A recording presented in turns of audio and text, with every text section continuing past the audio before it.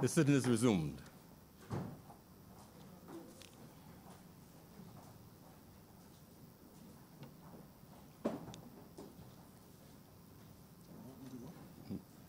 Senator Grant. Thank you, Mr. President.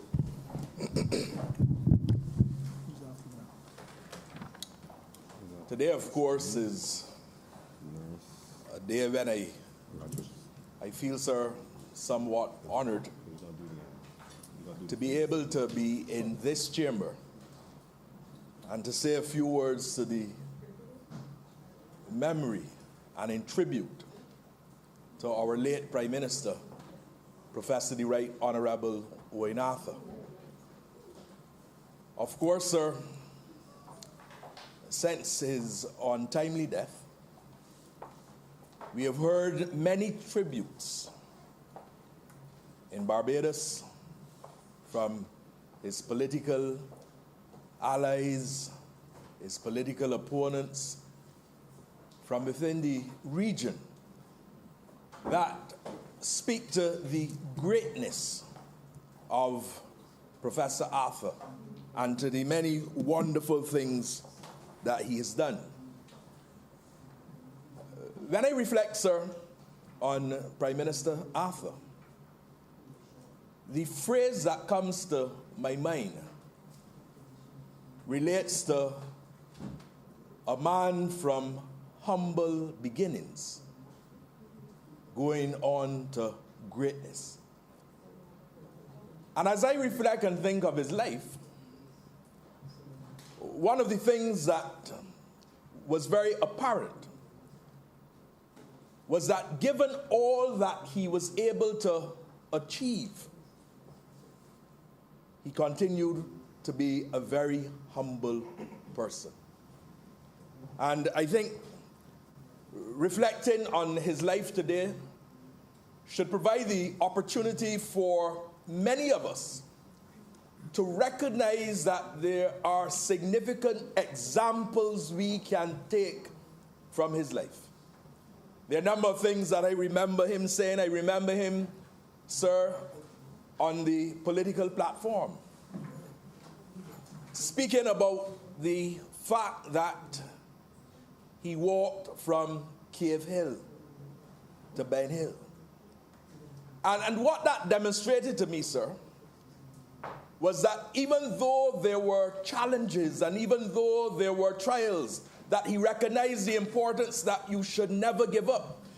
That he recognized that when you have a goal and an objective, no matter what the challenges are that will come to the fore, you should constantly maintain your focus, and that you should seek, sir, to ensure you achieve your objective. And as I reflect today on his life, there can be no doubt that he was a brilliant man. There can be no doubt that he was an intelligent man. I remember, sir, I was last year in Miami. And also in Miami would have been former Minister of Tourism and International Transport, now Ambassador based in Washington, Noel Lynch. And he would have been having discussions with Prime Minister Arthur. I always referred to him, even after 2008, as Prime Minister Arthur. He was having discussions with Prime Minister Arthur. And I remember we concluded, and it didn't take much, to say that he was bright, and he had the capacity and the ability to put things in the correct perspective. And I think, sir, that one of the things that helped him to move from humble beginnings to greatness related, sir, to education. And he made use of every educational opportunity. He understood the value of education. And I think his recognition of how you could utilize education to transform your life was reflected in his commitment to facilitate a graduate in every household. And during this tribute, sir, I'm going to reflect on a few things that he has said. And I believe that those things that he has said, things such as that we must have a graduate in every household, really reflect a true commitment and care for Barbadians, and a desire to ensure that through his actions and through the policies that he was able to shape, that Barbadians would be able to develop to their full potential. There's no doubt, sir, in my mind, that late Prime Minister Arthur was indeed a teacher. And I have to say to this chamber that there is a lot that I have learned from him. And you know, sir, sometimes you don't recognize the extent of the influence of an individual until you start really to reflect on the time that you have known them, and reflect on the different conversations that you have had, and reflect on the different things that they've done to influence your life.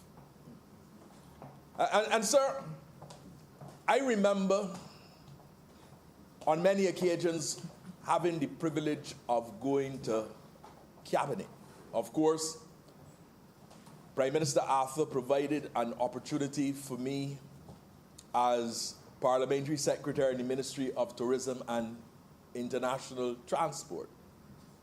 And I maybe should reflect very briefly on a discussion I was having at lunch with Senator Drakes. And you know, sometimes people see in you what you do not see in yourself. And I think that Prime Minister Arthur was very good in being able to identify individuals to do certain things. And I well recall when I got that call from him asking me to serve in the capacity of Parliamentary Secretary in Tourism and International Transport and to be a senator. To be quite honest, sir, I wondered why. Why tourism and international transport? I had had absolutely no exposure to that. As you know, sir, I had functioned in the Ministry of Industry and International Business, where you, sir, were minister. And thanks for all of your guidance and helping me to be who I am today as well.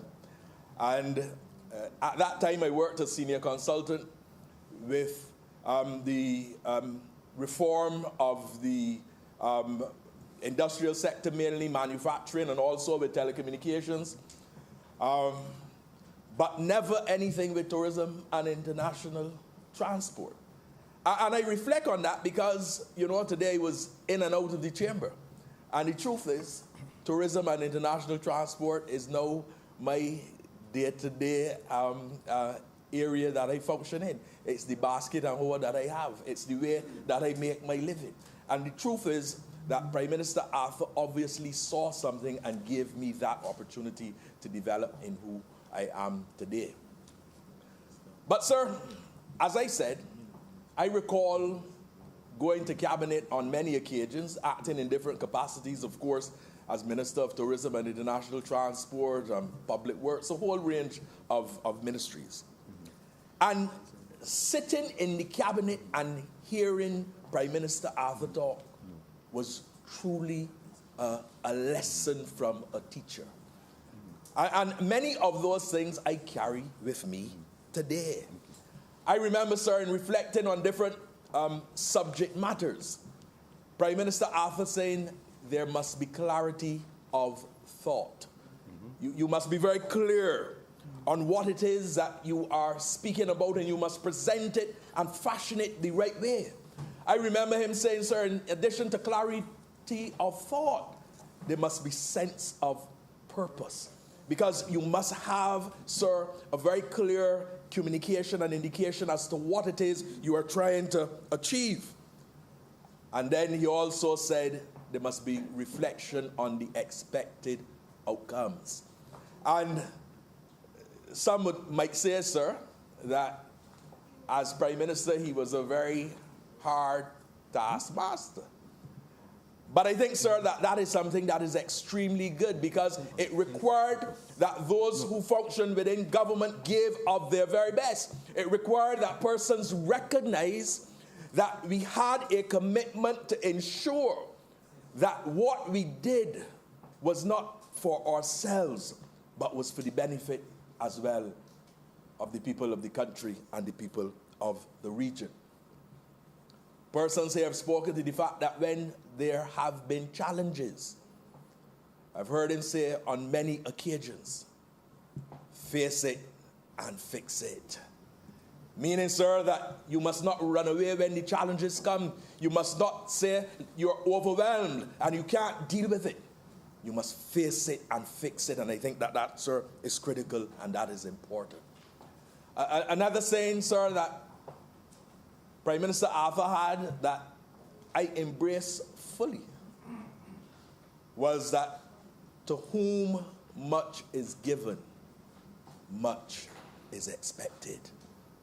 And those of us, sir, who serve in this place, and those of us who serve at a senior level in government and throughout Barbados have to recognize that there are certain privileges, yes, that we have, but we also have to use those privileges to the benefit of the ordinary man and the ordinary woman. And yes, sir, many of us, there's a lot that we have, but we have to learn, sir, to share and to give.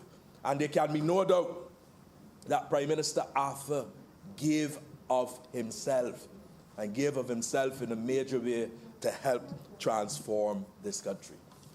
I also, too, remember, sir, being able to put a position to Prime Minister Arthur. And sometimes, you know, you go to have a discussion and you have to be well prepared. You never know, sir, what questions may be asked. I well recall, sir, being asked to prepare a brief and take it to Ilar Court. I remember you giving the instructions, sir. And the next day going to a meeting with Prime Minister Arthur, and you think to yourself, well, like, Prime Minister got this brief late, man. He can't read everything, man. A joke, man. Minister, man, a joke, man. Mr. President, sir, man, you know as minister, man, that he read every single letter, man. And of course, there were times I heard him say to people who presented papers, oh, man, you don't seem to have written your own paper. Look, I paid such and such. You know, so you had to be prepared. But if you were able, in representing your case, to do it properly and effectively, he used to say, and there was a request that you made, he used to say, let it be done. Let it be done. And that, for me, suggested that he well understood and appreciated the position that you put. Sir, of course, I could not speak in this tribute without making reference to the politics of inclusion. And I guess some would say that I am a beneficiary of the politics of inclusion. Some would say that. But I have to tell you, sir, that I am extremely happy that I have come from the wilderness of the Democratic Labour Party into the light here with the Barbados Labour Party. Extremely happy about that, sir.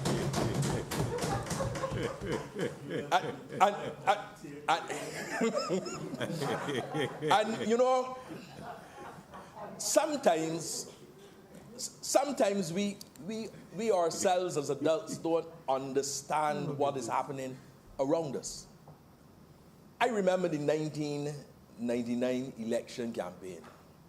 I then, sir, as you know, would have been in the wilderness as a candidate for the Democratic Labour Party. Tyrone Eswick and I, the late Tyrone Eswick, my very good friend, we were talking about what we needed to do in Christchurch. He being in Christchurch East then, sir, of course, facing a formidable opponent. And he was well defeated and beaten. And I, at the time, sir, would have been in Christchurch by Central. So we were talking about the things that we needed to do in Christchurch. And Tyrone's daughter, Ashley, and my daughter, Rashina, they're in close proximity. And Ashley asked Tyrone, Daddy, you're all running for the Dems? And Rashina said, Daddy, you're all running for the Dems? And we said, yes, we are running for the Dems. And they laughed. And we asked, why are you laughing? They said, we going with Owen. So these are the children of the LP candidates. And in 1999, they're telling us, going with Owen.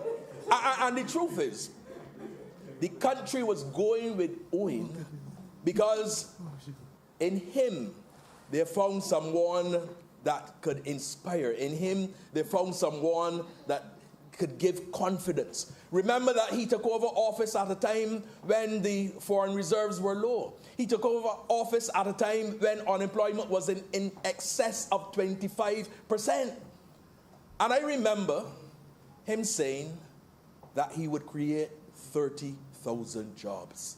And I have to be honest to this chamber and say that at the time, I was not sure that the 30,000 jobs could be created.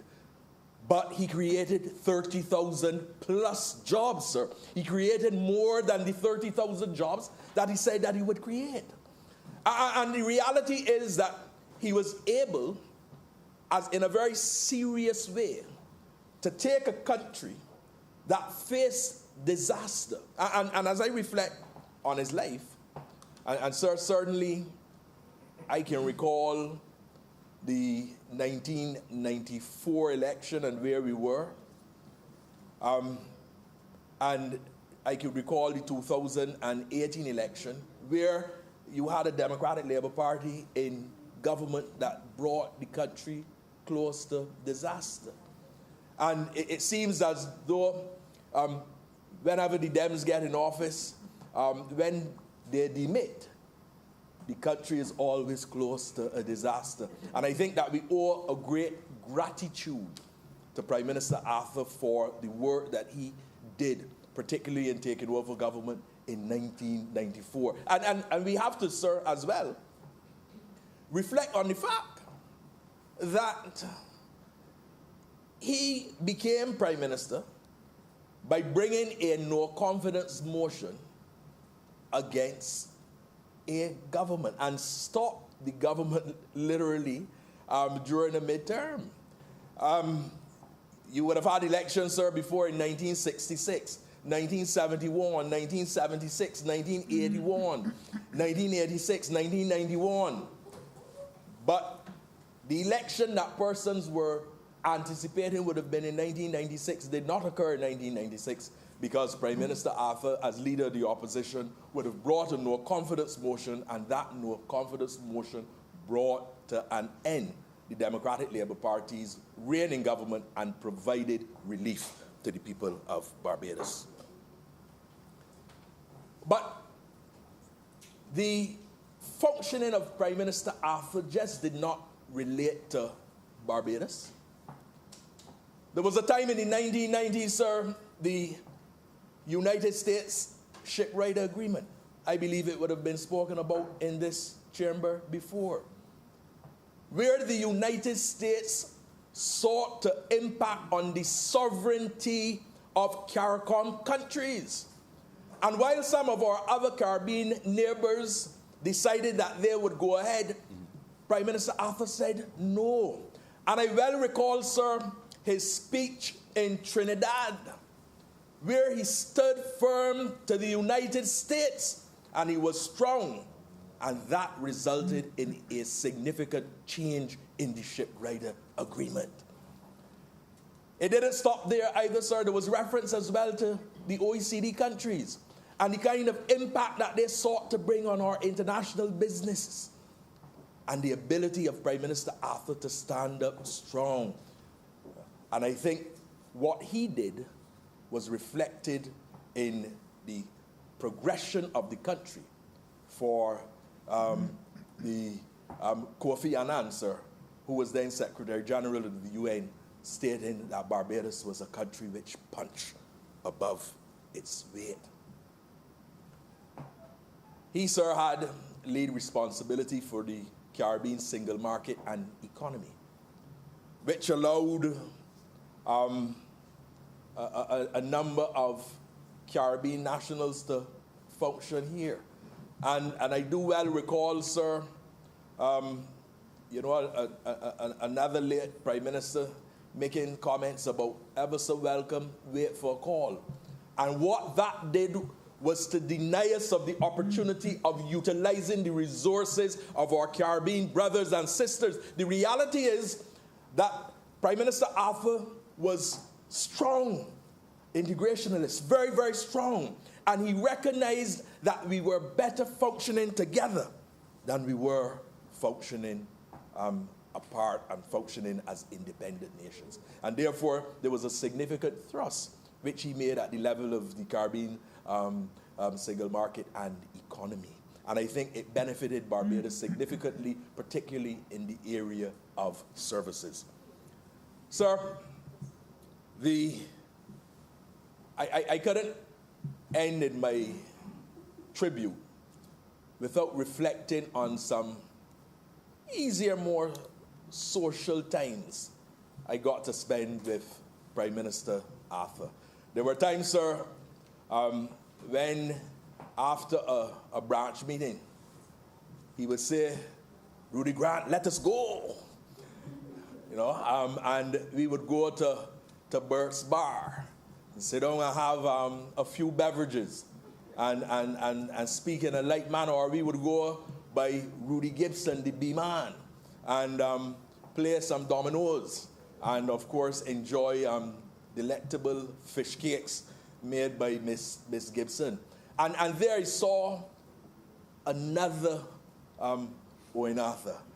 Very sociable, very easy, full of fun. I remember once during a dominoes game, I pretended that I didn't have a good hand at all, man. I was complaining things didn't look good, things didn't look good and things. But I had a good hand. And as my opportunity came, and I slammed and I won the game, he said, I have to watch you. You would cut your throat with a feather. He had some sayings, and those sayings really, truly inspired you. The last time I spoke with Prime Minister Arthur was on June 30th at the reopening of Primo. And again, a teacher. We sat, he spoke on that occasion, and Minister Cummins was there that night. He spoke in relation to CARICOM and his concerns with respect to maintaining CARICOM unity. Of course, we had no determination with respect to the elections in Guyana, and we spoke in relation to that. And we also spoke with respect to LIAT. But you should have seen Prime Minister Arthur sitting and all of us gathered around and teaching, and in full control of the discussion. We will certainly miss Prime Minister. As I said, he's a man who inspired, a man who did his best to create a positive Barbados. He was a skilled politician. He was a visionary, a great Caribbean statesman. And I want to say to his family, his wife Julie, his daughter Sabrina and Leah, who is not here with us, to Richard and to all other members of the family, Valmy and others, and other siblings, that we grieve with you. We really do. It is difficult to lose someone that we love. It is difficult to lose someone that we respect. But you can be inspired by the fact that former late Prime Minister, Professor the Right Honourable Owen Arthur, did a lot to transform Barbados, did a lot to improve the lives of Barbadians. And you can be assured that we stand with you and we support you. You can be assured that he will not be forgotten. And be assured as well that as we live our lives, we will emulate those very positive elements that he would have portrayed, and we would seek in our own way to make Barbados a better place for all Barbadians and those who come here. Sir, on behalf of myself and my family, I certainly want to acknowledge all that Prime Minister Arthur would have done, and to wish, sir, that he will rest eternal, and that light perpetual, sir, will shine upon him. I thank you. Thank you very much, Senator Grant. Senator Cummins. Thank you very much, Mr. President. It is an honor to greet you for the first time in this place since your appointment.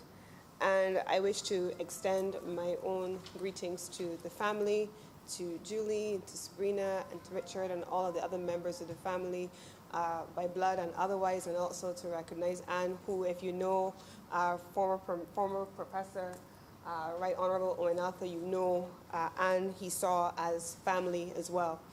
So I stand today, Mr. President, to pay tribute to the late Professor Owen Arthur, the Right Honourable former Prime Minister of Barbados, as one of those persons about whom we spoke earlier, one of those persons who now hold office in government, who he would have mentored over many years.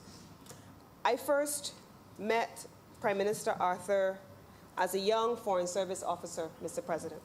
I probably may have been in my early 20s, and at the time I was working in the Ministry of Foreign Affairs and he was Prime Minister. He was a legend in every possible way, because I had come from a background as a university student at the University of the West Indies at Mona campus, as an urbanite living in a hall across from Chancellor Hall, where he was a chancellor, right, and in his own right, a legend, before I even came to Barbados and met him. And there I was a student and would have seen him on more than one occasion come up to Jamaica and return to Chancellor Hall, as many of us did as students who went back to our alma mater and to our roots as hall leaders. I recall then coming into the Ministry of Foreign Affairs, Mr. President, and engaging with this legend, first from my assignment in the Protocol Division, where I oftentimes had to go to meet him at the airport. And he was always this very affable personality who spoke with everyone. But then I really got to meet him and to understand who he was when I was the CARICOM National Focal Point for the Ministry of Foreign Affairs, and he, in his office, led the National Focal Point. And we interacted often. I was always struck by his vision for regionalism. And we've spoken a lot about regionalism, and I think that's where many of us who were mentored by him, who he took under his wing, then became regionalist. I remember long conversations with him around things like the single investment regime. He felt that harmonization was insufficient. He felt that we needed to deepen our coordination and we needed to go even further. He believed in supranationalism, and so he felt that the CARICOM needed to engage in what he called multilateral pooled sovereignty. Those were the concepts that he taught us long before many of us were regionalists ourselves, and so we almost by osmosis absorbed much of that from him. He talks about things like production integration, Mr. President. And I remember, because he introduced me to the concept of production integration, when I subsequently wrote my master's thesis in international trade, I wrote on the spatial allocation of production integration in the CARICOM region. And that was driven very heavily by Owen Arthur's influence on a young professional like myself. I remember the first time I traveled with him. At the time I was based in Washington, D.C. He was Prime Minister and we were in Mexico. And it was one night. I had the privilege of coming up both at his feet and that of Dame Billy Miller, another great in the Barbados Labour Party. And we were out one night and we were contemplating what was going to happen about this vexatious issue of Haiti. And it was an intriguing thing for me to sit and listen to Dame Billy and Prime Minister Arthur at the time rationalize what they were going to do to treat to this issue. I believe former President Bertrand Aristide had left under curious circumstances. CARICOM was navigating what should be done under the Civil Society Agreement for CARICOM, the Protocol on Civil Society, and there were all kinds of issues, and the U.S. government and others, the OAS at that time, everyone was having this conversation with Haiti. And I always remember his words that night. And he said, "Let everybody come. I am ready for them." He said, "Monkey know who to jump on. You must let them know." He was very clear in his language that he was not a pushover. And if you listen to anybody talk about him in multilateral settings, in political settings, he always had the last word. He was very clear and deliberate in everything that he had to say. And he was not willing to be pushed over by anybody. That was the Owenafa that I knew and I came to respect. He had some interesting views on social policy. Social policy for those who are Barbadians, who he believed strongly needed to feel as though they had a voice and a stake and a place in the highest decision-making tables. But he also felt that social rights were applicable to those in the region that he loved. And it was one of the reasons why he imbued in all of us a commitment to the concept of contingent rights. And I know it was a thing of great pleasure for him when we finally found ourselves with an agreement on contingent rights in the Caribbean, which would allow CARICOM nationals to benefit from social services as they moved. In the latter years, Mr. President, it was a thing of beauty to watch myself evolve into a young professional woman, having left the ministry. And when I left the ministry and I was going to Uganda to work, I remember having a conversation with him, and I said to him, "I don't know if I should go." He says, "Young Cummins, you have to go. You have to go. But listen, you have to come back." You have to come back. And he was very clear, "You have to come back. I expect you to come back." I came back. But as fate would have it, I came back then. And I remember we spent quite a lot of time in this particular institution. Mr. President, the Barbados Coalition of Service Industries at the time recruited me to come back home. I came back home. And I heard again, but you know that this was a creation of former Prime Minister Arthur. And so I made my way to him again, and he said, "This is what you have to do. This is what I've envisioned. Services is a priority." And he was very clear every single time. He had no ambiguity. He lived life professionally and in every other way intentionally. And he says, "This is what has to happen." And he would talk me through, but throughout all of those things, he almost would say to me, "Cummins, when are you going to come into politics now?" And I would say, Prime Minister. Prime Minister. He was no longer Prime Minister by that time, but I always still called him Prime Minister. No, leave me alone. And he pushed and he pushed and he pushed. But I never took it down.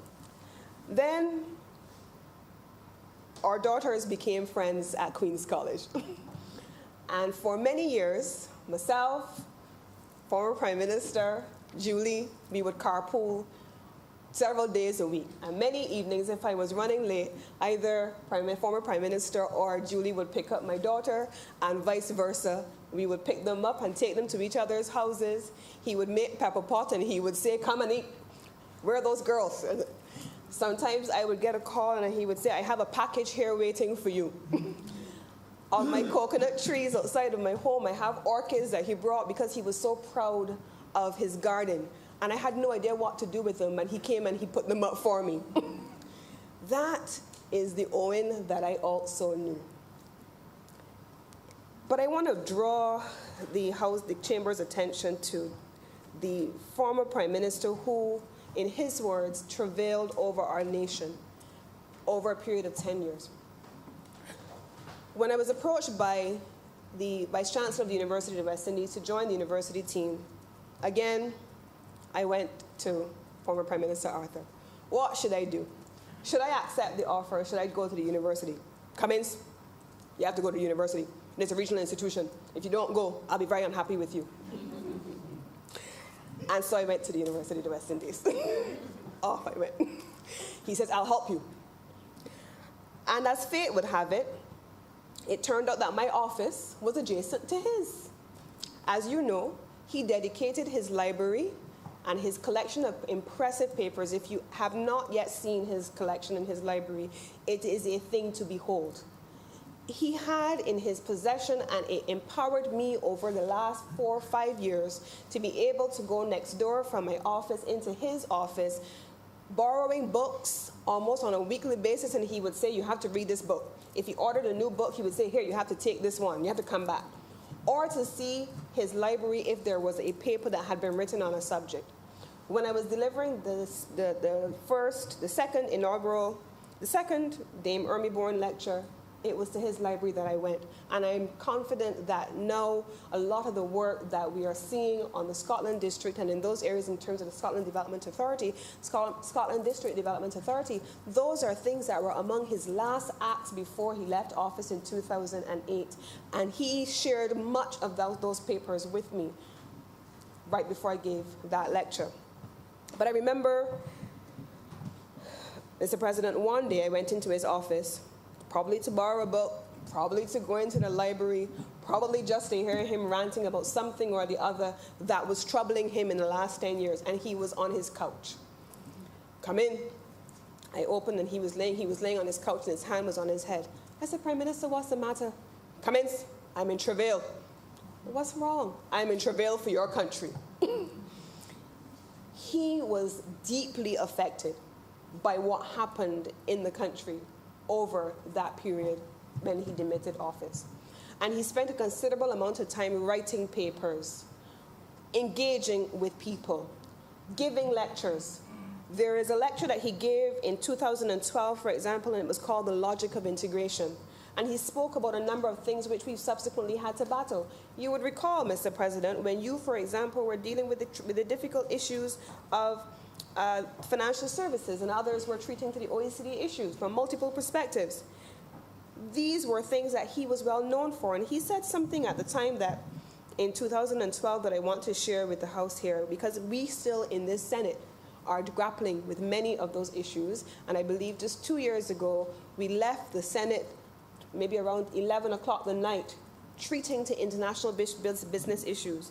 In 2012 he said this: it would be unrealistic for us to expect to be favored by a level playing field in the new global economy. Rather, even in areas where we have competitive advantages, such as the operation of our international financial centers, we can and should expect constant turbulence, such as the operation of our financial services. He says, as developed countries seek to control and monopolize the most lucrative areas of activity in the global economy, this merely heightens the need for us to build new cooperative mechanisms by which to collectively defend our interests. We're still battling those issues that he spoke to in 2008 and before, and after he demitted office in 2012. We're still trying to battle with the OECD and dealing with the constant designation of being a harmful tax jurisdiction. We're still challenged by the issues with regard to our financial centers. These are issues that he felt very strongly about. He called them what is termed existential threats. And we are still talking about those things today. But here is one of the key things about his legacy. He always believed in transformation. And here it is that in this moment, we are in an administration that is, again, grappling with existential threats, grappling with all of the global issues that surround us that have that pose a threat to who we are, while at the same time attempting to invest in transformation. If this is not the legacy of what Owenatha, the Right Honourable Owenatha, thereafter deemed Professor, the Right Honourable Owenatha by the University of the West Indies, because of his contribution to the development agenda, there is nothing that would do justice to him but the transformation agenda. And so he did not speak to issues in a superficial way. He didn't speak to issues off the cuff, and he was never emotional. He was always considered, he was always well-researched, he was always meaningful and intentional, and he always took a long-range view of a development issue that led not just to the transformation of a country or a region, but he believed in Caribbean civilization and therefore of a people. It is these things, Mr. President, that as we go into this next wave of our development in the post-COVID era, that will help to guide our development agenda. We have a long history, and I call it the institutional scaffolding. We have an obligation, and I certainly feel an obligation, as a student of the Owenatha University, I call it that, because many of us have sat at his feet for many, many years. We have a duty, as we go into this phase, to be the institutional scaffolding on which our next wave of development is built. We have an obligation to advance the small states agenda. We have an obligation to advance the small island developing states agenda. We have an obligation to advance special and differential treatment for small states. We have an obligation to invest in the development agenda through global foreign policy development. We have an obligation to invest in issues relating to climate change and resilience and vulnerability planning. Those are all key issues that dominated Owen Arthur's agenda. But he also ensured that as we talked about those high-level macroeconomic policy issues and those foreign policy issues that all led to our development, that people, everyday people, were at the center of his consideration. We have an obligation to ensure that we keep people at the center. We have an obligation to ensure that we are driven by empirical-based analysis. We can't make off-the-cuff decisions. The data must guide us. What is the research? What is the context? What is the mischief, as Prime Minister today will say to us all the time, that you're trying to correct? These are the things that have come from the Owen Arthur School of Thought. And if in this moment, Mr. President, where we are dealing with a series of existential threats to our public health, to our economic development, to our social economic and our social fabric, as we're treating to the question of unemployment, for example, and economic malaise, we have to treat to these key development tenets of the Owen Arthur School. We have to be able to pay tribute to those who have gone before us and who have laid a foundation. We have to be able to lay the next layer of the scaffolding that will bring those who follow behind us up, rather than kicking down the ladder. We have an obligation to support the institutions at the University of the West Indies and the wider education agenda. We have an obligation to social justice and social inclusion. And I'm committed, Mr. President, as I walk my own journey in public life, to keep my eyes focused on the things that I've learned over many years as a young officer, as a young professional, to the place where I am now, and to ensure that in all I do, I honor the man who invested so much in so many of us to ensure that we were able to make a meaningful contribution to public life. And with those few words, I give honor to him. I call for continued support of his family, who have shared him with the nation and shared him with many of us. And I send my condolences and my greetings and my love to Julie and Leah and Sabrina and all the members of his family who I know miss him dearly and who have had the pleasure, on the one hand, of hearing the glowing tributes of their loved one all the time, but also I am in no doubt it must be incredibly difficult to sit through these processes at all times, having shared your loved one with a nation. So my condolences to you, my love and my appreciation and continued support at all times. Mr. President, I thank you. Thank you very much, Senator Cummins. Senator Nurse.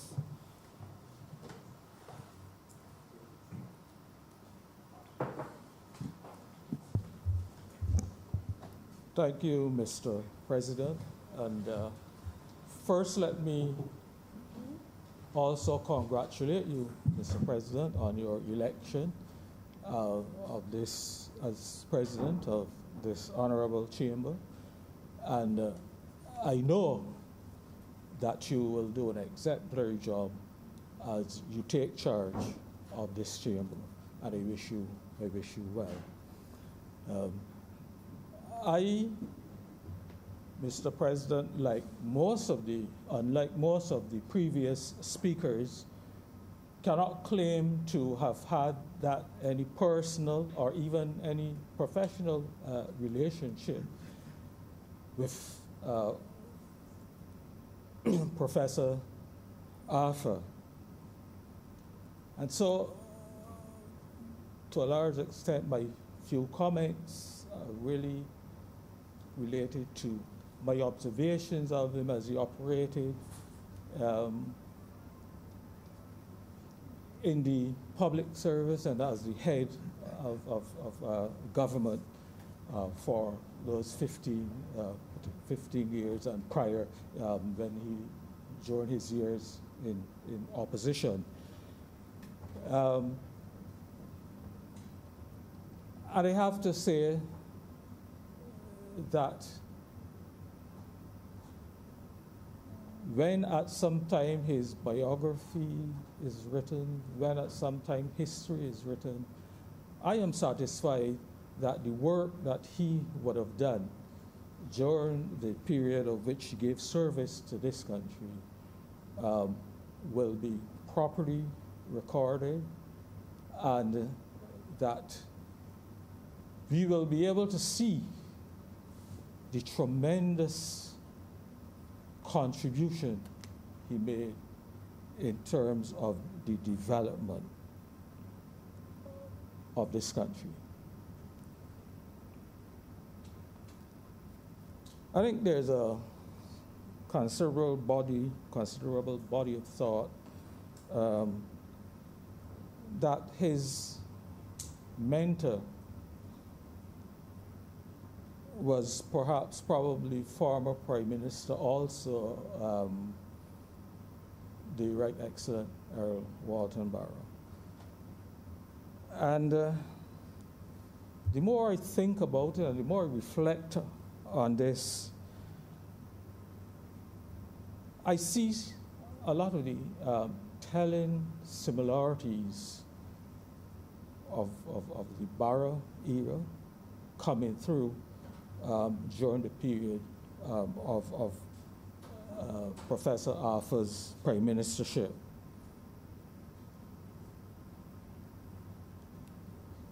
We have a number of speakers have reflected on it. His strong commitment to education as a means of enfranchising the poor and the privileged Barbadians. Of course, his deepening deepening the regional integration movement. And I venture to say that when some of the other leaders of the Caribbean were merely lukewarm and didn't appear to be that interested in seeing CARICOM move ahead, he was always in the vanguard of pushing for CARICOM. And I would say he was an unrepentant regionalist.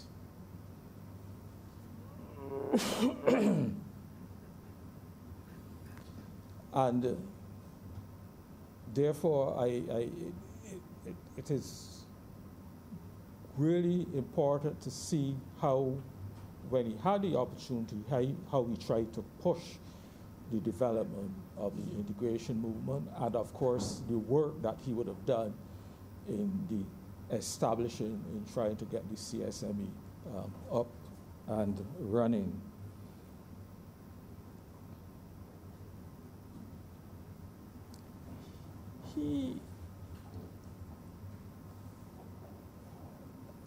I think, Mr. President, if his push for integration had been more accepted by others and others had the same enthusiasm he had, perhaps a lot of the issues which are still surfacing today may have been resolved. And I thinking of things like the same LIAT, which he subsequently came back and tried to work with the issues in Guyana and other regional issues which we now have to face, the attempts by some to try to divide the region.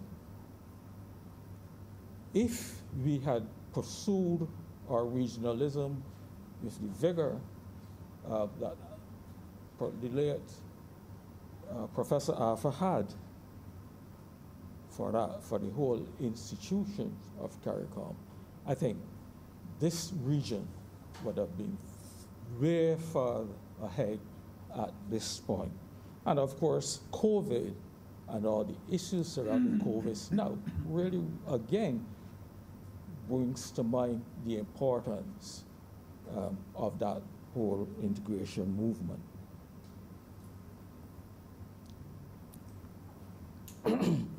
Of course, one of the things that struck me was his ability to interact with everybody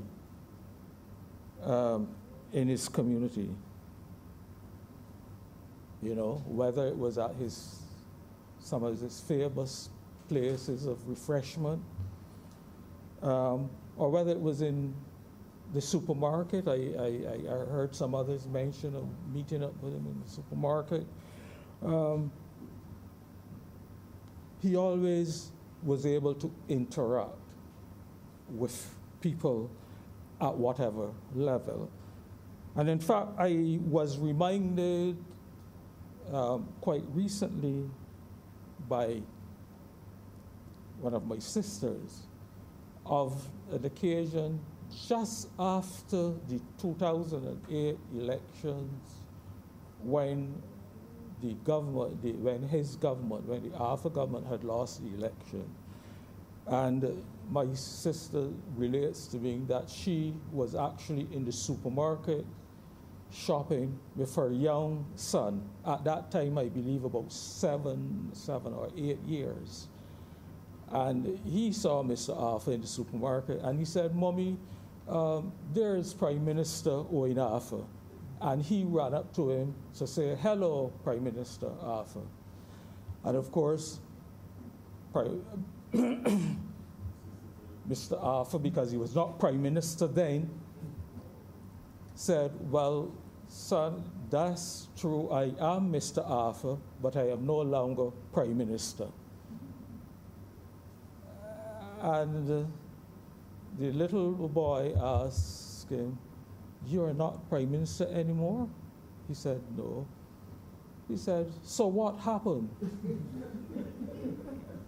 The Prime Minister, and Mr. Arthur said to him, "Well, I don't know. I must have done something wrong." But the little boy said to him, "But anyway, you're still my hero." And he took that with him right through, and he's now even boasting because he's a student at the university in Jamaica, and he's boasting that he's at the same university that Prime Minister Arthur attended. So this is the type of individual he was, and for which I admire him. I have to tell you also, Mr. President, you know, my brother who studied with Mr. Arthur in Jamaica, and who every time on the occasions when I had to meet Mr. Arthur would always say, "Your brother was always my liming buddy in Jamaica." But my brother always tells me that he was always impressed with the manner in which he mentored the students of economics who were studying it, particularly the Barbadian students. He virtually took them under his wings and coached them. And it is this love for the young people and seeing them progress and seeing them have a university education. I don't remember if it was Professor Arthur or if it was the Chancellor, the Pro-Vice Chancellor of the university at the time, Professor Hilary Beckles, who said that they would look forward to the day when there would at least be one university student in every house in Barbados. Whether Arthur said it or whether Beckles said it, I don't remember, but the point is, I know it was endorsed by Prime Minister, by Professor Arthur. And they also well remember, and back in the year of Hurricane Ivan in Jamaica. And I remember it well because my daughter at the time was studying in Jamaica. And I think, actually, Mr. President, you were then Minister of Education. And the government at the time made sure that once the hurricane had passed, that a plane was chartered and they brought the students back home to Barbados so that they had that little time to give them a little respite to recover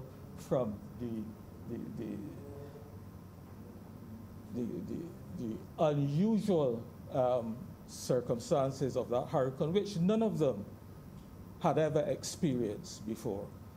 And that shows to me and demonstrates the level of concern and appreciation he had for the young people and for making sure that he put everything possible in place for them to succeed. We all, of course, would have been, as citizens of Barbados when he was Prime Minister, we would all, of course, been impacted in some way by his policies. I particularly think of the time when he was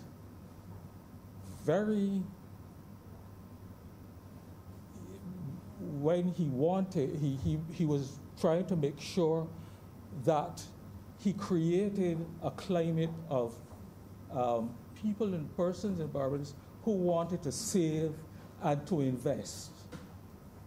And he did it through a number of incentives and tax breaks and so on. And I can honestly say that I was the beneficiary of it, because prior to my long time before I actually retired, I was putting in place a plan for my retirement. And I was able to use things like the registered retirement savings plan. I was able to use the fact that you could invest in public companies and create and claim that investment as a tax credit. And these are the sort of things that help to generate and to create in the middle class the idea that we don't have to necessarily be workers all our life, but that we should start to see ourselves as investors and investing as something that we should also be involved in.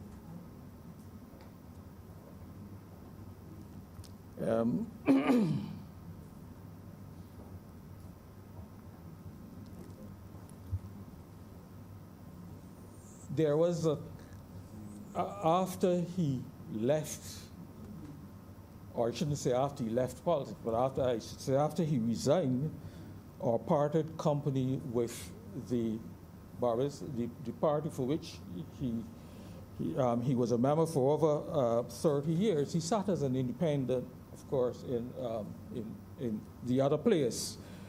And to my mind, he began to demonstrate the qualities of the elder statesman. And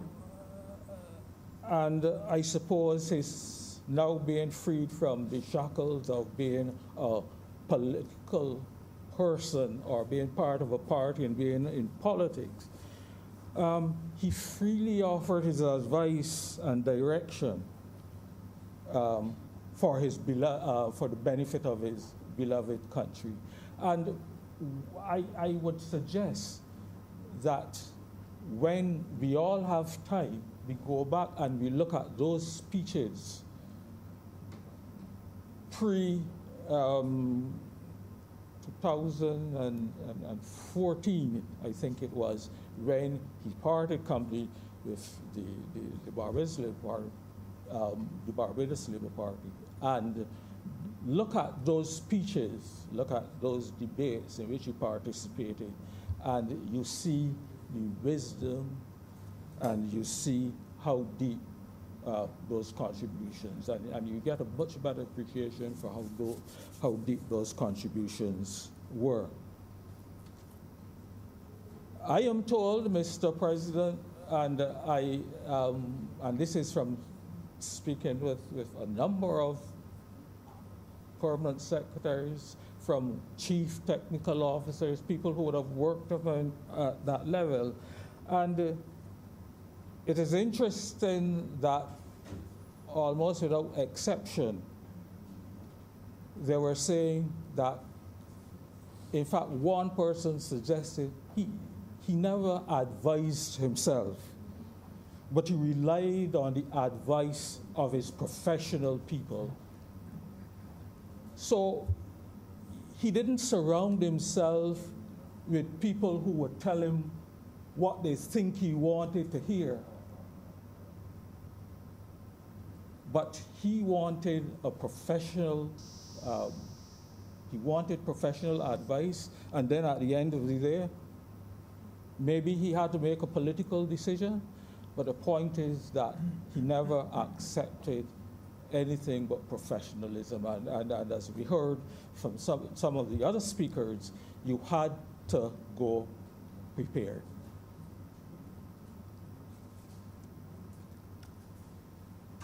Mr. President, I would say that Professor Arthur, he did make some mistakes, but like all of us, that just reflected his humanity.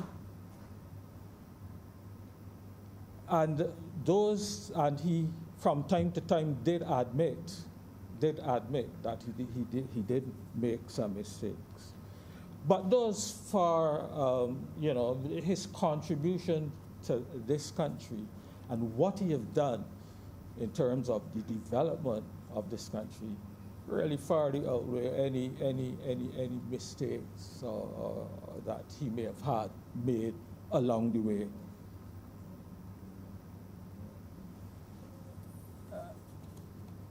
And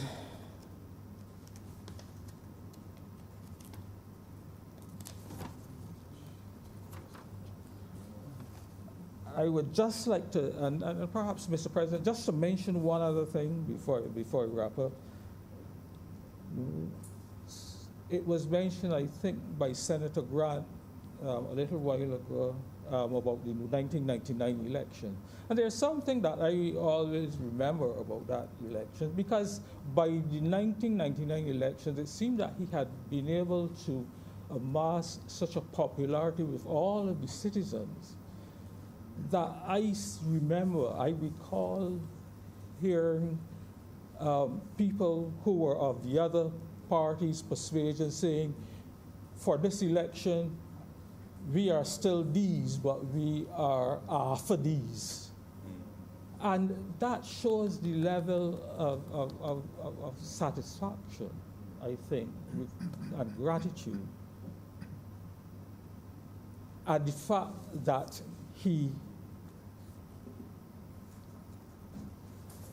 his call to be the person that he wanted to have in his government. He wanted his party, and under his government, he wanted to practice the politics of inclusion. And I don't think they were empty words. And I think that all reflects, as I said, his popularity and how he came through as others. So I think, Mr. President, he has a tremendous legacy. He has done well for this country. And I would just wish that his legacy will live on until time shall be no more, and that those now in politics and those who will follow will seriously attempt to emulate this brilliant Barbadian late Professor Goinafu. And so I take this opportunity to express my sincere condolences to his family, to his wife, to his daughters, his other relatives. Richard, of course, I know Richard very well, and we are brothers in another way. And I trust that in time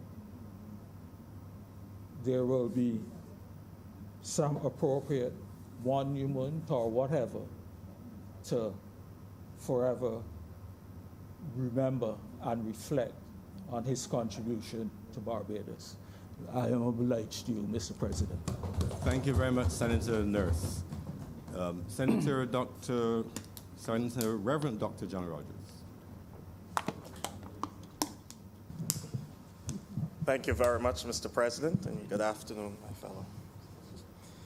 I wish to, in following the practice today, welcome you, sir, to this chamber as president, and we look forward to your guidance of the chamber as we go forward. It would have been a grave omission for me not to say anything in honor of the late Professor, the Honourable Owen Seymour Arthur, though I cannot remember ever having a conversation with him. But he was such a colossal figure in the landscape of our politics and social engineering here in Barbados that it would be an omission not to speak of his prowess. I believe that there will always be a generation of Barbadians upon whom the image of the late Professor Arthur and his exploits will be etched, because there was a generation that would have gone through their entire primary school and secondary school life with Owen Arthur being their prime minister, and would have witnessed the juggernaut that was the Barbados Labour Party at the time, and some will say still is, but I say I'm speaking of that time, as they entered election after election, pummeling their opponents. And it got to the point where, whether intentionally or not, either the party became Owen Arthur or Owen Arthur became the party.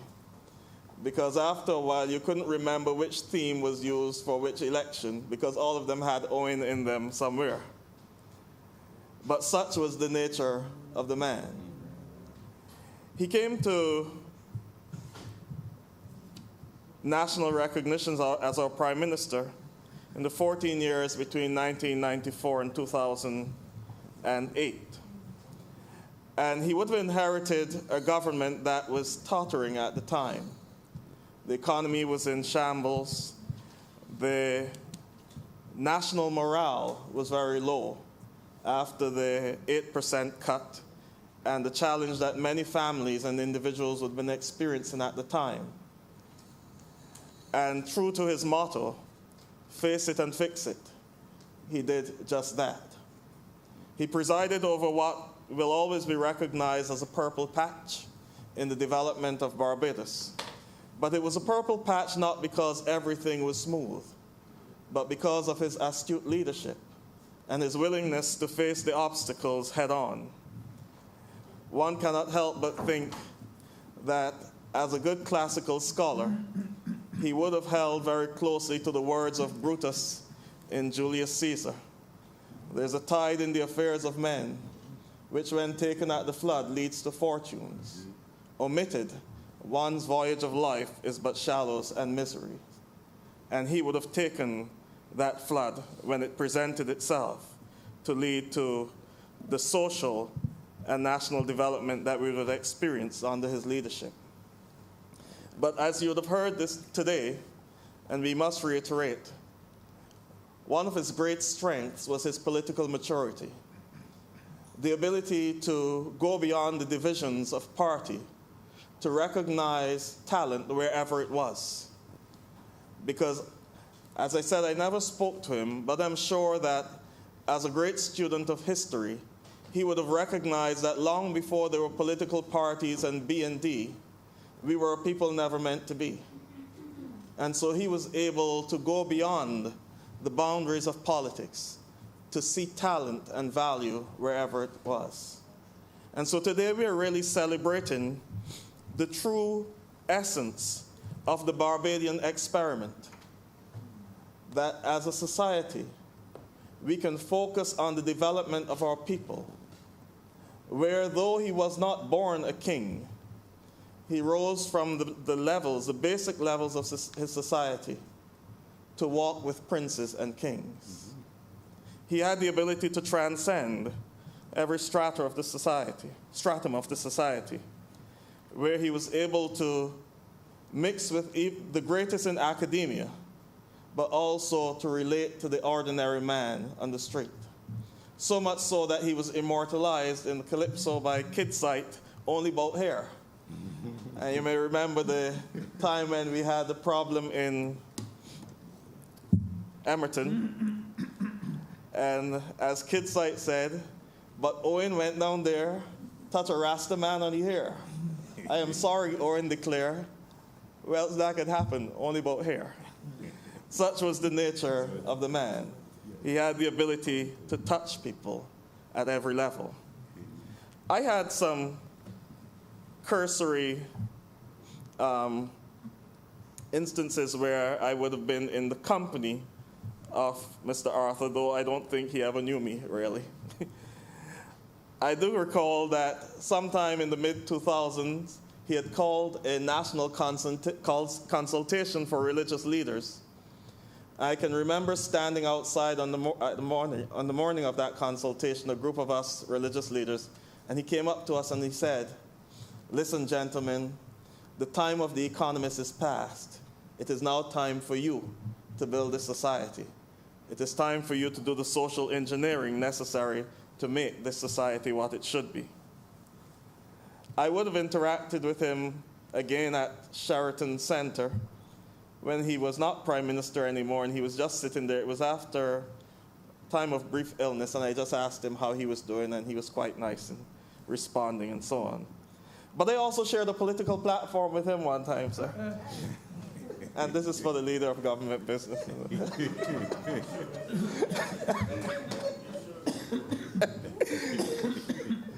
Prior to the 2008 elections, sir, I was asked by the candidate of the Barbados Labour Party for St. George South if I would come and bless his constituency office. And as the extreme independent that I am, I decided that I would go, sir. The afternoon, as my wife was driving me to the venue,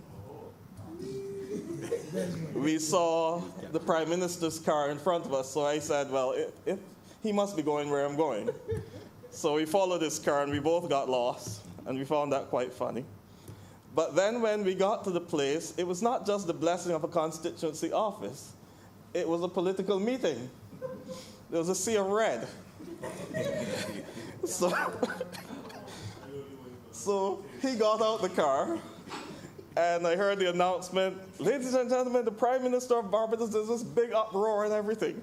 So I told my wife, all right, let's give it some minutes to cool down, and then I'll just slip out and go in. But when I got out, the person who was on the microphone knew me. "Ladies and gentlemen, the rector of St. Luke." So I was welcomed at the political meeting, sir.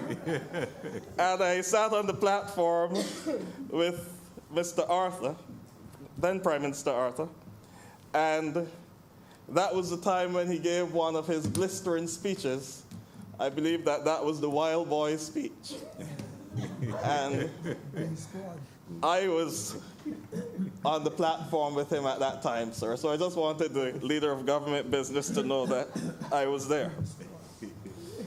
But in recent times, I had the opportunity to share in the Jobs and Investment Committee with Mr. Arthur, and as you spoke this morning, Teresa, the leader of government business spoke this morning, he was so animated in those sessions. It was refreshing seeing him just pontificating on just about everything. And you felt like you were in the company of an elder statesman who could help us to clear the quagmire that we were experiencing at this time. I always remember at one of those meetings he said, "Listen, people, we are in survival mode. Let's just focus on getting the country where it needs to be." I also got some information about him and his experiences with others as well.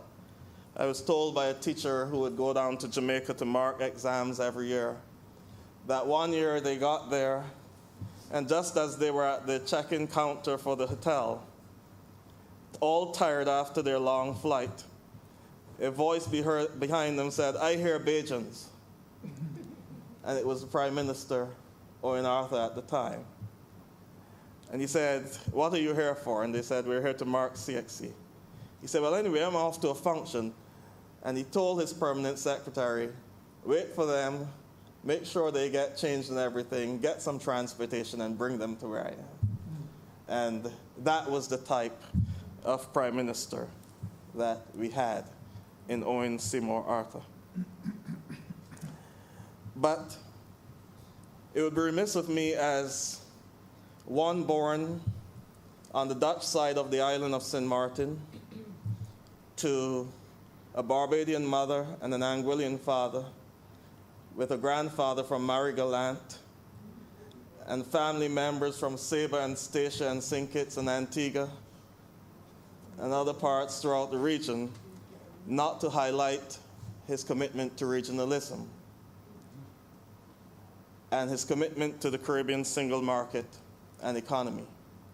In fact, I got the impression that during his 14-year tenure, once he felt that he had stabilized Barbados enough, his attention turned to the region, and he sought to create there what he had here. Unfortunately, he was not able to complete that task. But I believe the greatest tribute we can pay to the late Professor the Honourable Owen Arthur is to put our hands to the plow and strengthen the bonds of regionalism. Because if we did not believe it was important before, I believe COVID-19 has taught us, as Prime Minister Arthur probably would have read and probably would have recited sometime, that great poem by John Donne, "No man is an island, entire of itself, but each a part of a whole." And so if we want to celebrate and pay great tribute to the late Professor, the Honourable Owen Arthur Seymour, it is that all of us in public life will endeavor to not only continue to make this nation great, but seek to build stronger ties regionally, so that on the world stage we can be the force to be reckoned with that he deemed us. I take this opportunity to extend my sincere condolences to his wife Julie and his daughters Sabrina and Leah, who is not here with us, his brother Richard, and all other members of the family and close friends, and pray that as the days go by and as the pain of this present time dissipates, you can look back fondly on the great life that was Owen Seymour Arthur and all he would have done for us, and thanksgiving to God for placing so great a one amongst us. Thank you. Thank you very much, Senator Rogers. His Honor, Senator Greenwich. Thank you, Mr. President.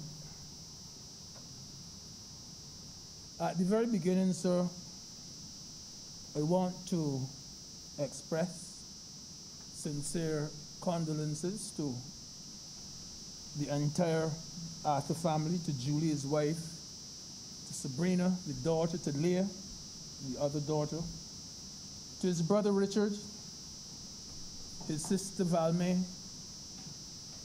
to Anne, to the entire Arthur and Ben family.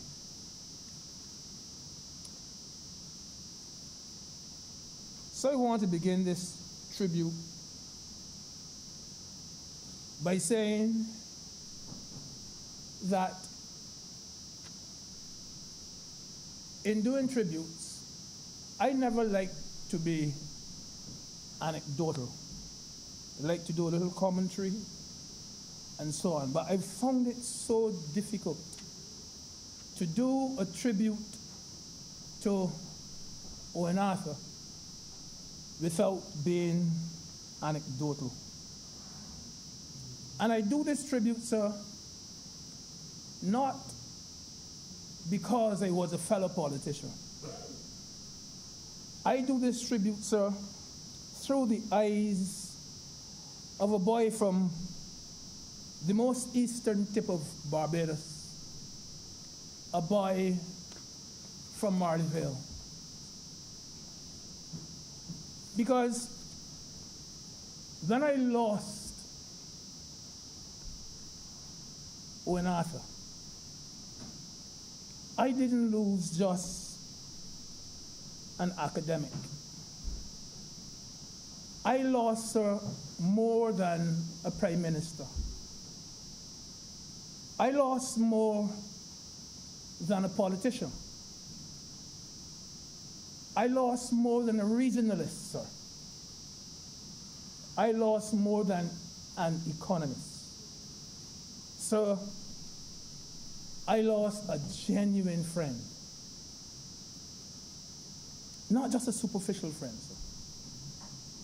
I lost a genuine friend. A friendship, sir, that I truly valued. I think it was Senator Wiggins this morning who reflected on the fact that Owen Arthur sat at the feet of Sir Lloyd Erskine Sandiford in sixth form, where Sir Lloyd taught political science. I too sat at those feet. I too was taught the same subject by Sir Lloyd. Myself and Owen Arthur went to Cave Hill. We were in the same year. Sir, in the late 60s and the early 70s at Cave Hill, we did 3 subjects in our first year. I did English, history, and economics. That is the way I loved those subjects. English, history, and economics. When Arthur turned that upside down, he did economics, history, and English. So while I was dropping economics after first year, he was dropping English after first year. But still, we had a first year in English together. And I have to tell you that we studied together. We used to call it beating books together in those days. And then, sir, during the Cave Hill holidays,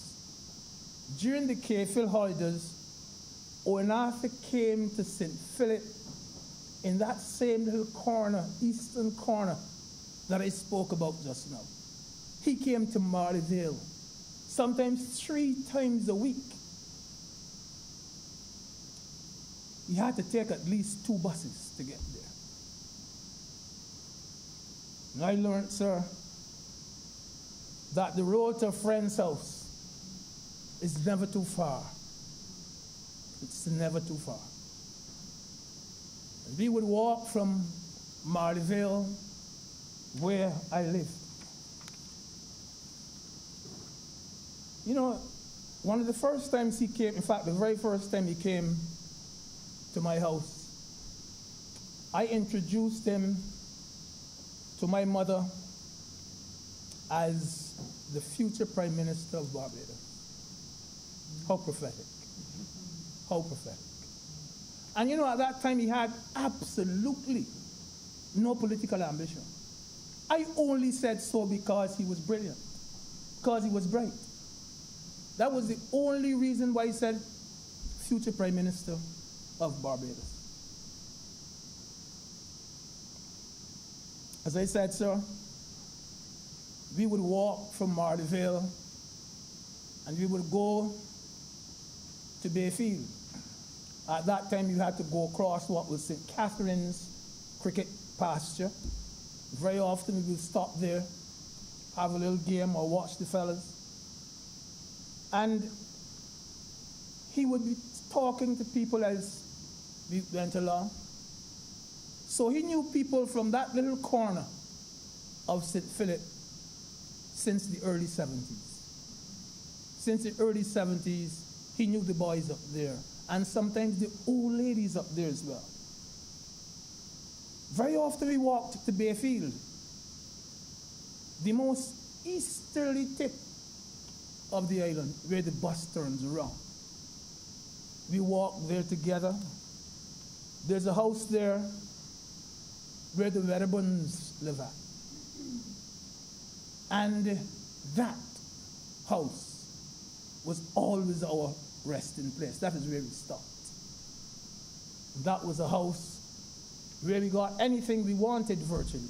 Because once a lady by the name of Jessie Wedderburn knew that we were coming, boy, we got wilks, we got lobster, we got fish, we got sea eggs, you name it. Treated us royal.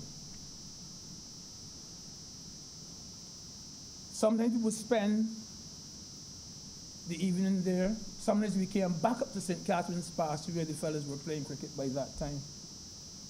But occasionally he would take the bus from where the bus turned around, he would take the bus and go back down. But very early, he used to come to St. Philip.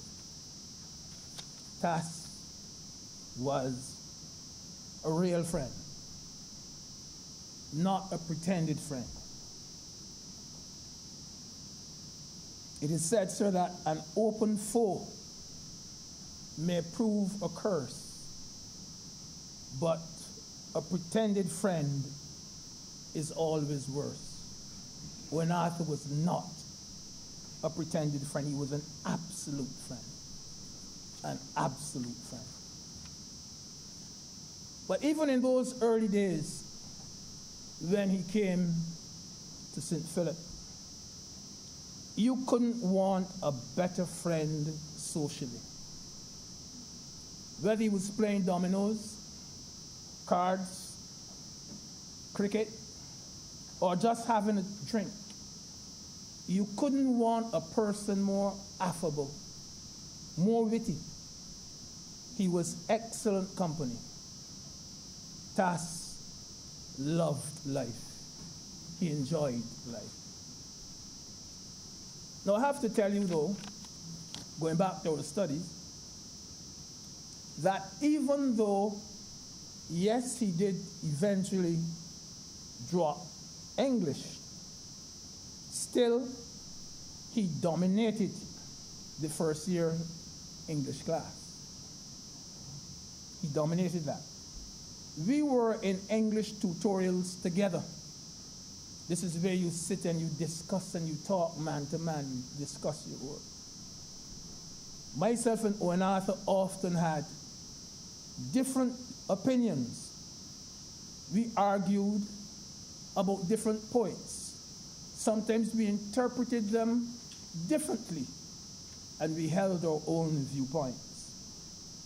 Owen Arthur was a lecturer's delight in tutorials. The lecturers sometimes enjoyed it. Not sometimes, they always enjoyed it when he was there. He dominated the tutorials. And I remember one of the best lectures that I have ever had, a gentleman by the name of Professor Scanlon, who taught English. And this was a day when there was a big football match at UWI, and it clashed around 4 o'clock with our tutorial class. We had to go to that football match because the UWI had a team that was extremely strong. We had about 3 or 4. There was a Ralph Farnham, Roland Mandeville, Oakley Brathwaite, and there was a wizard called Elliot McGuire from the island. We had an extremely strong team. Torn between the tutorial and the football game, myself and Owen Arthur decided we're skipping the tutorial today. We're going to football. And then, about 15 minutes or so later, while we were at the football, we looked, we saw our tutorial class, most of them coming. And when they reached us, he said, but there is no class on? They said, yes, the class actually started. But Professor Scanlon said, the class felt different. Something is missing. Class felt different.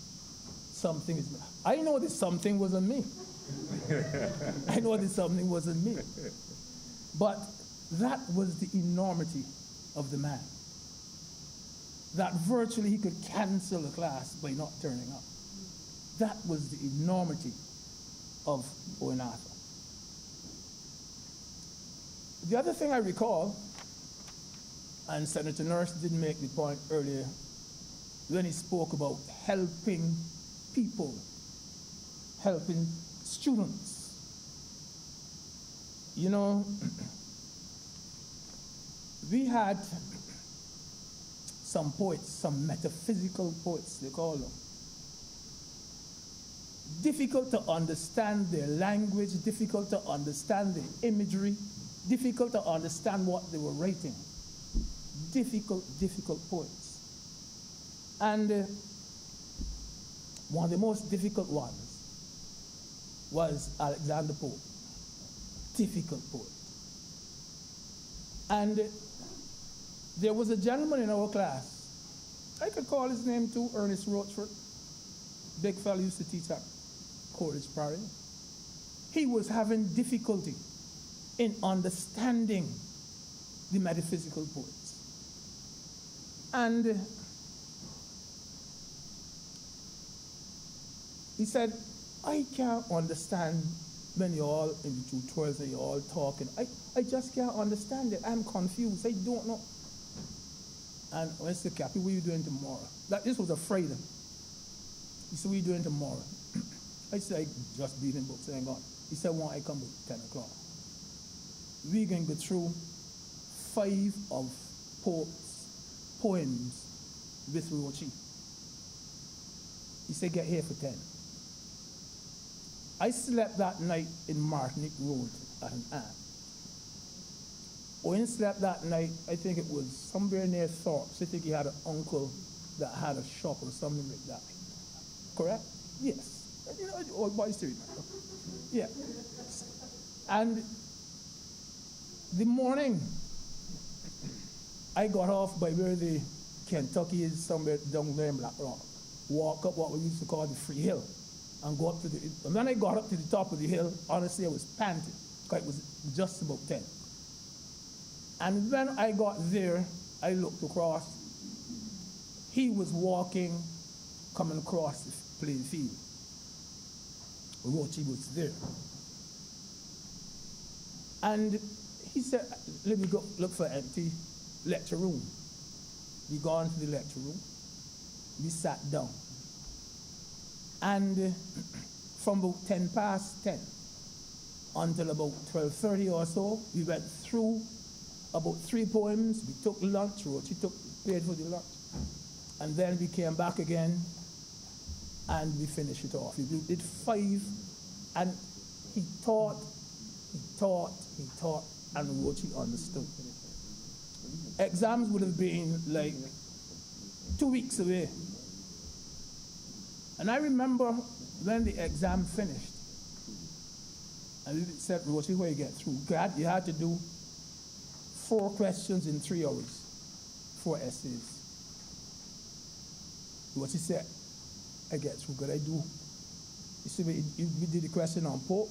He said, I do it first, because it was freshest in my mind. It was freshest in my mind. And he had a smile as broad as this room. I do it first. And all of that credit of when I could come here tomorrow. He said, Rochi taught me at school I can't bear to see him struggle. That was the measure of the man. I can't bear to see him struggle. And when you should have been preparing for your own exam, because the exam's just around the corner, you were sacrificing time and saying, I want to help the man who taught me. A week after his passing, Mr. Ezra Short, who is a sports journalist with The Nation, he called to ask me about Owen Arthur's ability as a cricketer. And he said everybody was giving them information on him as a prime minister, on him as an economist and so on. He wanted somebody who knew him as a sportsman. Owen Arthur prided himself as being an opening batsman. And very often, in fact, we had a very, very strong cricket team. That was a team that Ishmael Roy, the former Speaker of the House, captained. He captained that team. We had a very good team that won the second division trophy that year. And Owen Arthur was not a regular member of the team. But Owen Arthur always had his gear. On Saturdays, he would come to cricket. He would have his gear in a bag. If a fella didn't turn up, those weights were on. And he was out there substituting. It was a time I pulled a hamstring. I used to be a fast bowler. I had a good speed. And I slipped him into the team in my place. I didn't. And he made about 20 runs. Fellas who were more secure on the team made less than 20. He made 20-something. But the point is that when I began to improve, 2 weeks afterwards I walked back my play. And I am in the nets. And Ishmael says, well, you have to prove that you're fit. And of all the people who would have been batting at the time that I was proving that I was ready to come back, it was Owen Arthur. And here am I trying to bowl almost at my fastest. And I knew he didn't like short bowling. I gave him a couple of short ones. He didn't like it short. And he got struck twice on the shoulder. And then I hit his stumps about twice. And it looked as though there was only one man now to drop so that I could get back my place. And yes, he was dropped from the team. Owen dropped him. Roy dropped him. And it took about 3 weeks before we had a cordial conversation with each other again.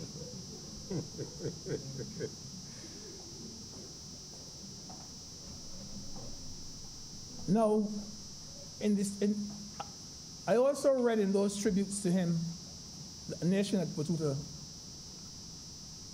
memorial publication, but Robert Morris, he said in his tribute that he was introduced to Owen Arthur by Cappy Greenwich. I didn't remember it, to be quite honest, but if Robert says so, it is so, because we were so close to each other that we might have been standing together on the occasion when he was so introduced. We were very, very good friends. But anyhow, let us fast forward to 1993. 1993, I am in that corner in Marleyville at about 9 o'clock in the morning. And there's a car horn, and I look out. Cass. What are you doing up here? Come to see you. He came in. And for 2 hours we were talking. We spoke about the weather. We talked about cricket. We talked about our days at KFIL. We talked about everything. And after 2 hours, he said, but then the reason I come though, I was having a chat with David Simmons, and he tell me talk to you. Cappy, I believe you is the only body in St. Philip to beat Ward family. I want you to run. Just like that. And I believe I could have said no to anyone else. I believe I could have said no to the same David Simmons. I believe I could have said no to Henry Ford. I couldn't say no to Owen Arthur. I couldn't say no to Owen Arthur. I can say on the floor of this Senate without anybody contradicting me that I got into politics because of that. I became a politician because of TAS.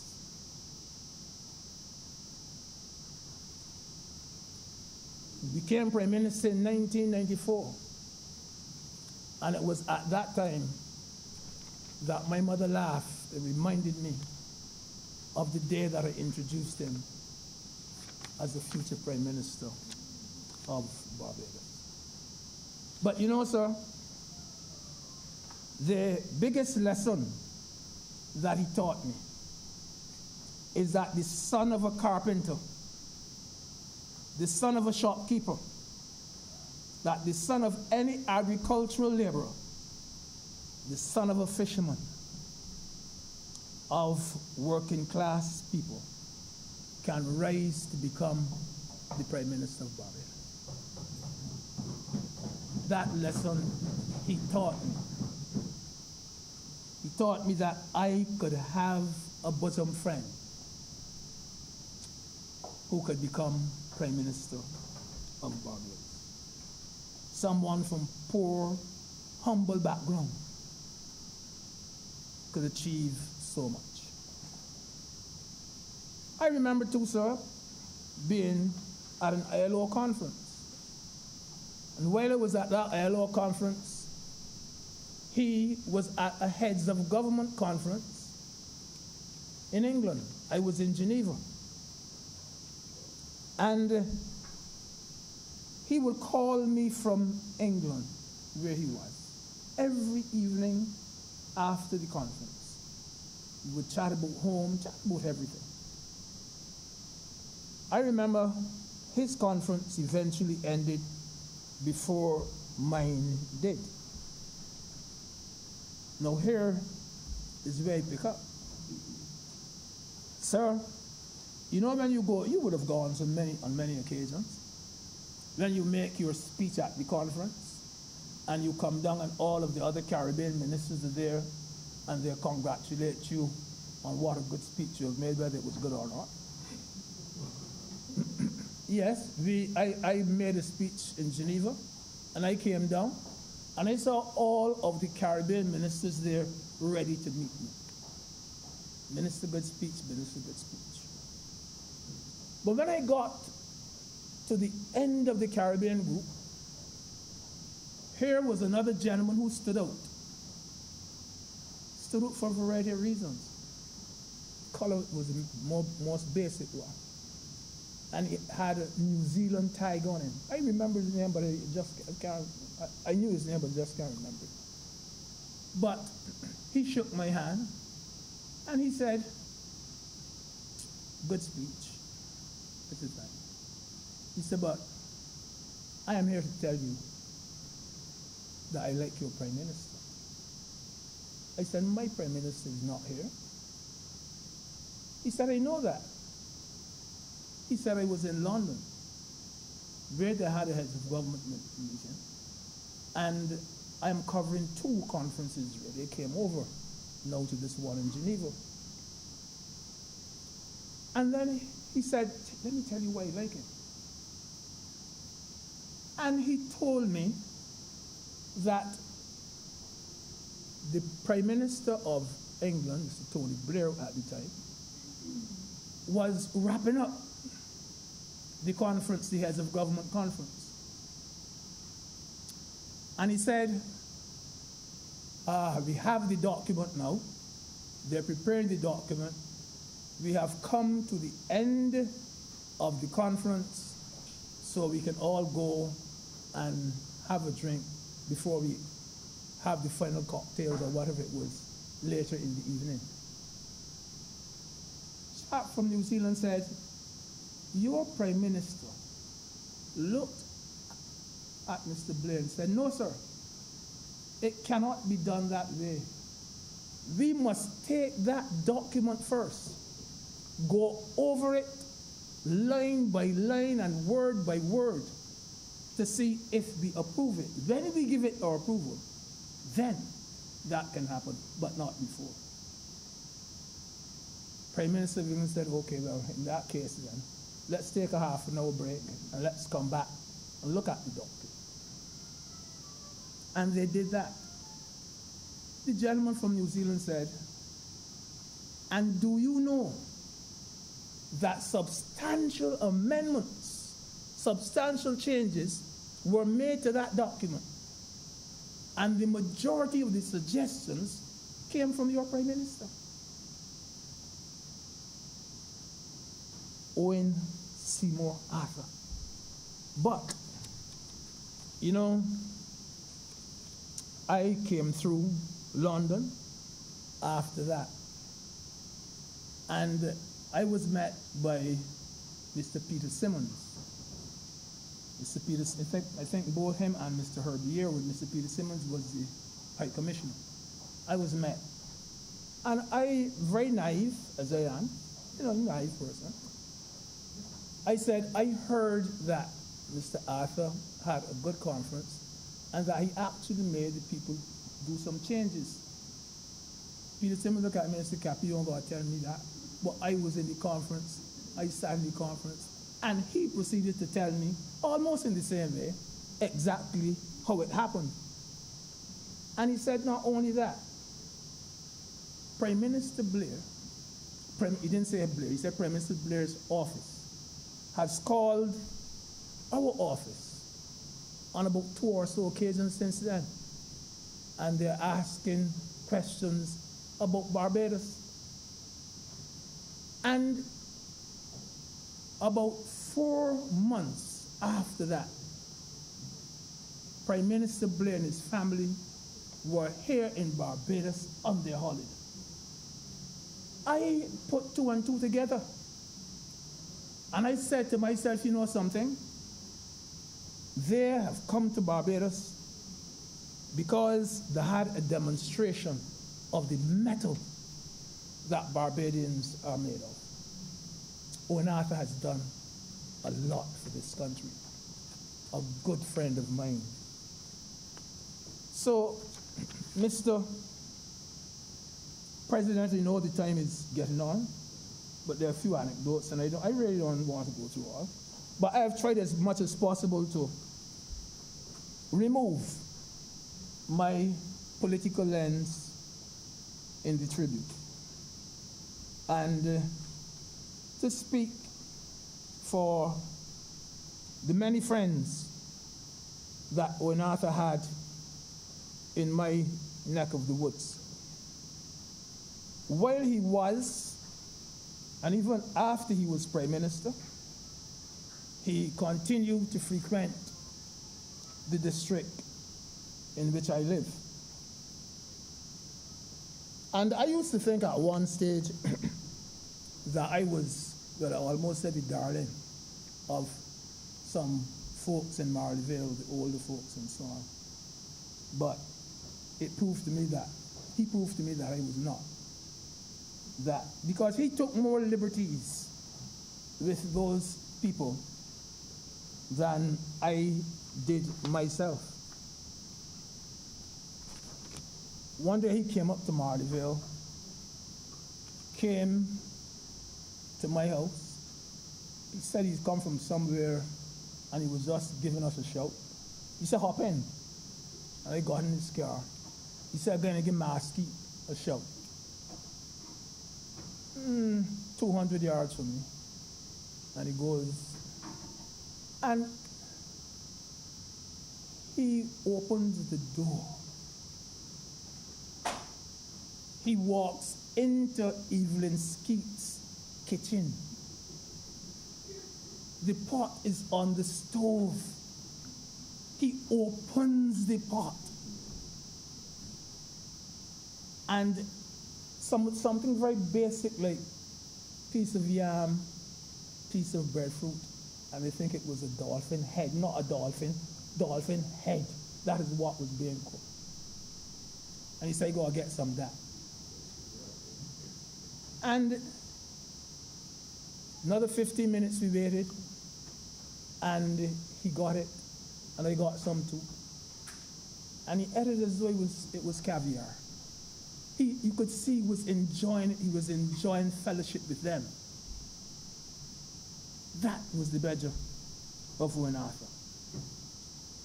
I had never done that to any house in the district that I live in. He walked into the kitchen, opened the sauce, put it away cooking. That was the badger of the man. Towards the end of his political career, then according to him, he could count his friends on one hand. He came back to St. Philip a lot. And I could see what was happening. He sought cheerfulness. He sought consolation.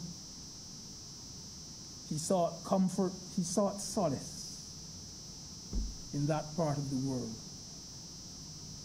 He even told me, well, I shouldn't say,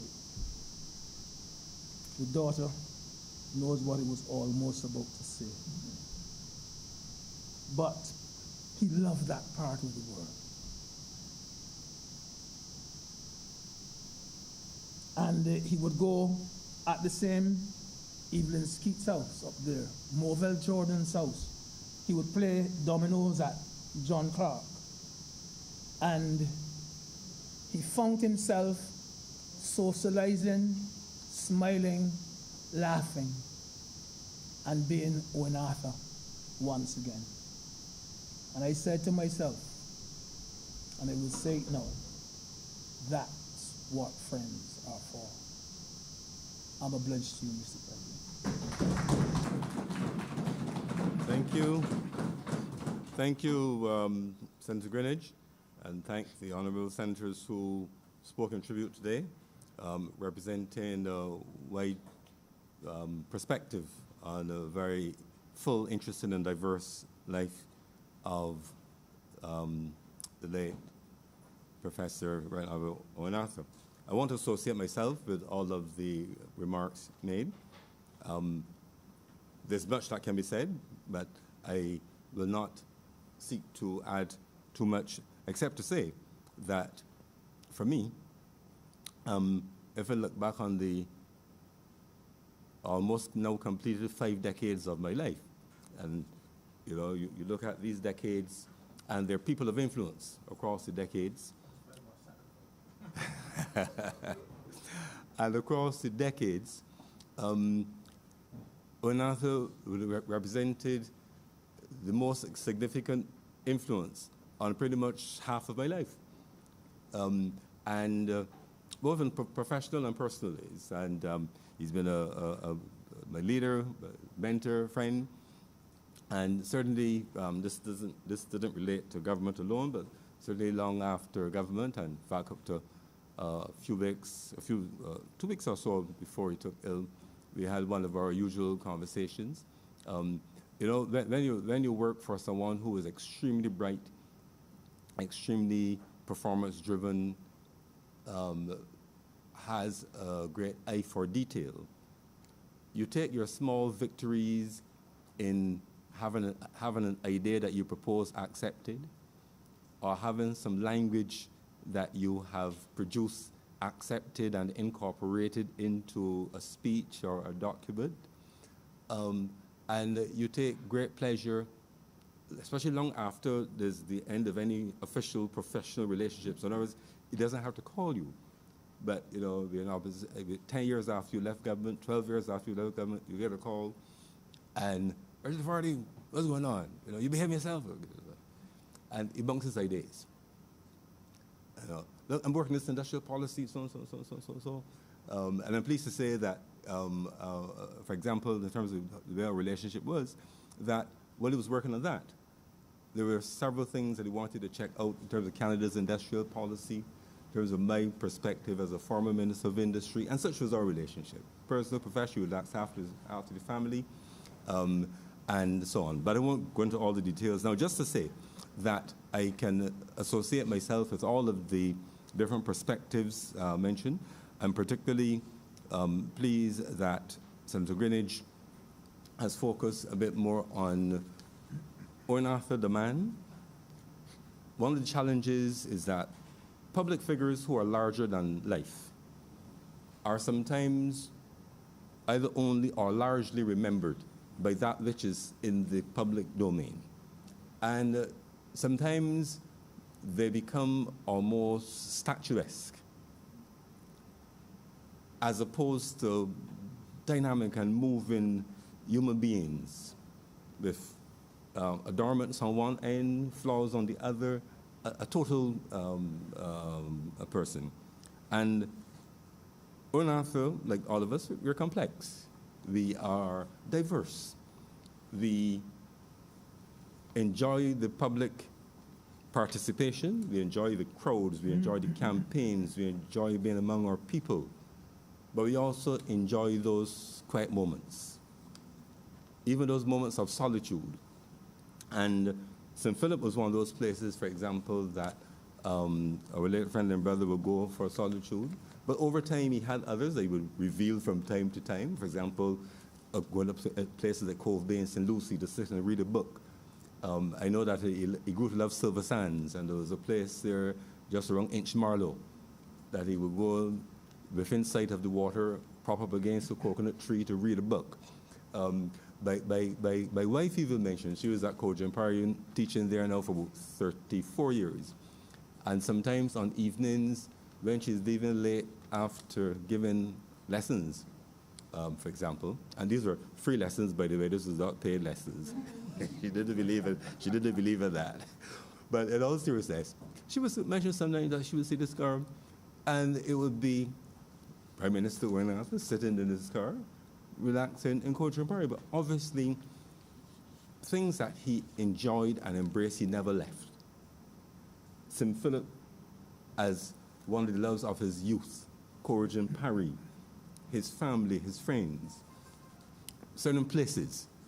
So that these tributes today captured a lot of that rich diversity, the human side, the professional side. And I think it is very difficult to capture the essence of an entire life, a life that was not only rich in and of itself, but has forever changed Barbados. It has forever captured what is best about our society. That we live in a society, notwithstanding its flaws, is one in which a person's origin at birth cannot be a limiter or predictor of what their destination will be at the end of their rich and wonderful life. And I believe that as Owen worked through his social, economic, political policies, he recognized he understood history, his own history and history of our society. But I think that he saw in every child that he met, Senator Nurse's, the little boy that was with your sister, for example, he saw in every child a potential prime minister, or the person who will solve the next disease or produce the best art in the world. And he saw part of his role as mentoring everyone. He mentored us as ministers, but it wasn't just at this level. Everyone. He really invested in them in the way that people invested in him along his journey to greatness. I want to thank him for the opportunity that he has given me, and for the times that we have shared. And especially, like I said, you know, sometimes you work with someone or you work with people, and okay, that's fine. But it's when people don't have to deal with one another, let's put it that way. So I don't work with you, or I don't live next door to you. So there's no reason why we have to do it. As we do it, you know that this is really the real deal. I would say that our conversations over the last 12 years, exchange of ideas and so on, have been moments to cherish, and especially in the last few months, where he was very excited about making a contribution towards once again rescuing Barbados in the context of a world situation that had changed dramatically. So all of the old assumptions had been swept away, and he loved the challenge of looking at what exactly is this new world? What are the new assumptions? What new model of economic development and social development, while keeping our people dignified and keeping our society cohesive and holding on to some of the old values, but building a new way of earning our way in the world. And he was really excited by those, and we had lots of conversations in that regard. I want to thank family for the sacrifice that they have made. All of us, especially Cappy, who've been around, Sandra Greenwich has been around as long as they have, many of us. Our families pay a price for us being in public life. The quality time that we spend with the public is the time that we don't spend in private with our families. Mercifully, they survive. Not because of us, but in spite of us. And I really want to say to the Arthur family that you all have been emblematical of the issues which other families in public life has faced, and given the level to which Owen had risen, yours is even a tougher journey. And I thank you for spending the time with us today. And we know that losing someone as near and dear and as treasured as he was to you and to all of us cannot be easy. But we hope that the genuine outpouring of admiration, of affection, the remembrances that have been laid up here, professional, personal, and so on, will certainly help to ease the pain of his loss, but also to let you know some of the great contributions which he has made. And I'll end by saying this.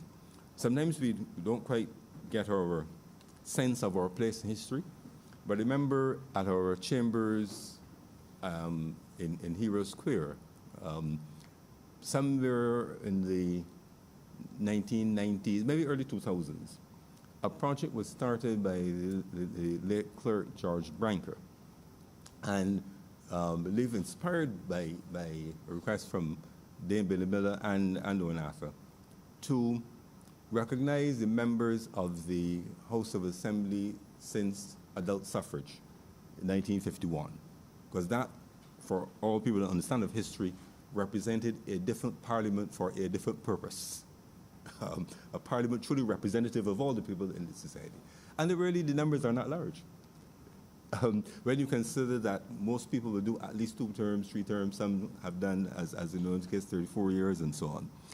And he stands out as one of those great parliamentarians.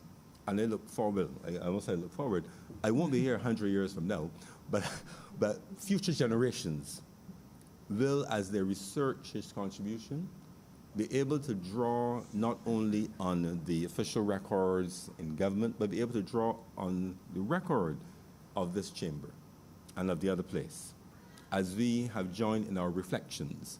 And I look forward to you, Julie, and Sabrina, Leah, Richard, and the whole family, being able yourselves in due course to reflect on the record and to smile, to ease the pain of the loss. So I want to thank once again our Honourable Senators for the contribution. There's a resolution in which we will encapsulate our admiration and respect for an outstanding former member of this chamber, and I would invite Senator McConney to move the resolution. Thank you, Mr. President. With your comprehensive conclusion to the tributes made in memory of Professor the Right Honourable Owen Arthur, I move the adoption of the following resolution.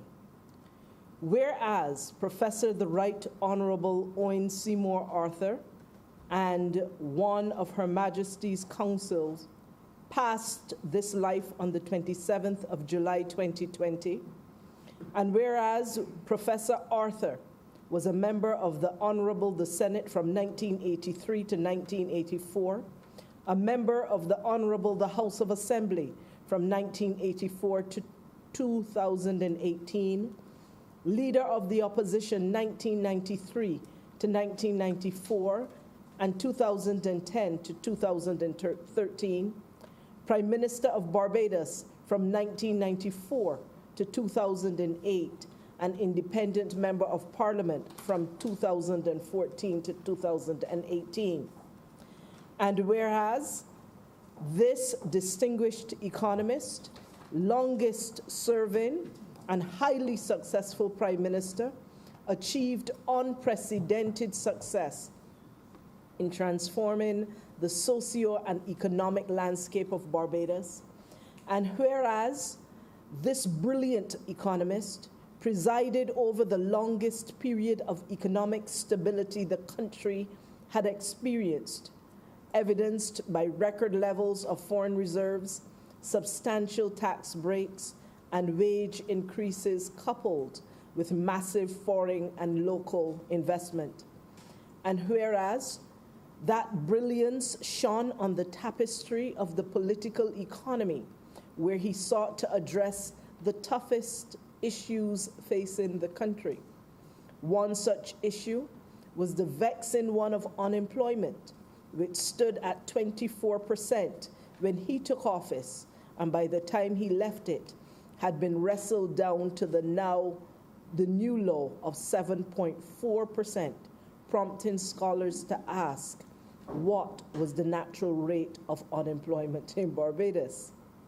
And whereas this strident regionalist, in his relentless pursuit and advocacy for the advancement of the CARICOM single market and economy, would be propelled into the role of chief architect and intellectual guide of the CARICOM single market and economy in 2006, and a champion of its cause with vigor, clarity, and determination. And whereas this son of humble origins brought to the political stage the quintessential intellectual mix of economics and politics, which represented a shift from the traditional law and politics, and to a lesser extent, medicine and politics, a unique mix of skills that would serve him well in the period into which he was to be immediately thrusted consequent upon the 1994 election campaign, and for which he would thereafter receive extraordinary regional and international acclaim for his management of the economy. And whereas the nature of the late Professor Arthur's service in his several endeavors was characterized by the generous employment of his prodigious gifts, of a transcendent intellect, ebullient charm, remarkable leadership, elevated by the ability to motivate and inspire by example, wedded to economic proficiency. And whereas his service was an amalgam of these skills with visionary ideas, clarity of purpose, pragmatism, meticulous preparation, and sheer hard work, along with Barbadian aesthetic and Caribbean ideal, to forge unimaginable and unprecedented success for Barbados, giving it an altogether new luster in the world.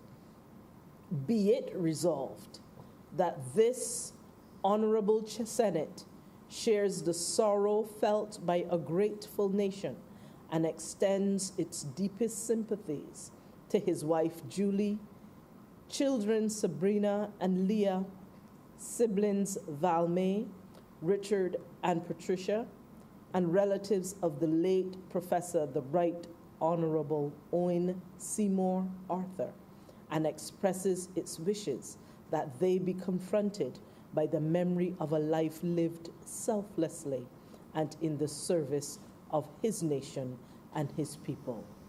Dated this 30th day of September, 2020. Mr. President. Thank you, Senator Connie. I ask you all now to rise in the vote of condolence.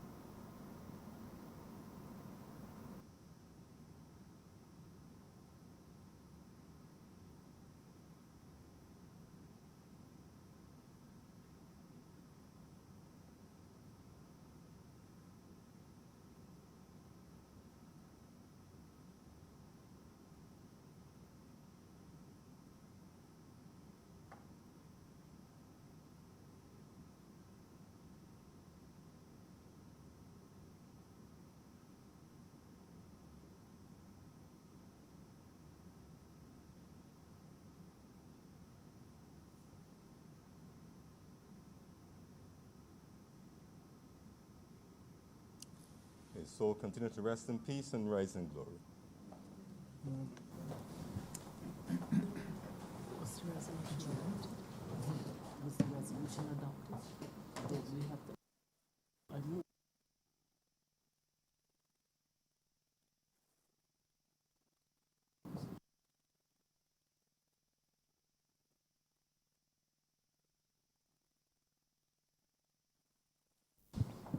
Mr. President, I beg to move that we now suspend for a period of 10 minutes, return for the continuation of this sitting. The question is that this sitting be suspended for 10 minutes, which means we resume until 4:55. 4:55. Those honourable senators in favour, please say aye. Those against, please say no. We think the ayes have it. This sitting is accordingly suspended until 4:55 p.m. today.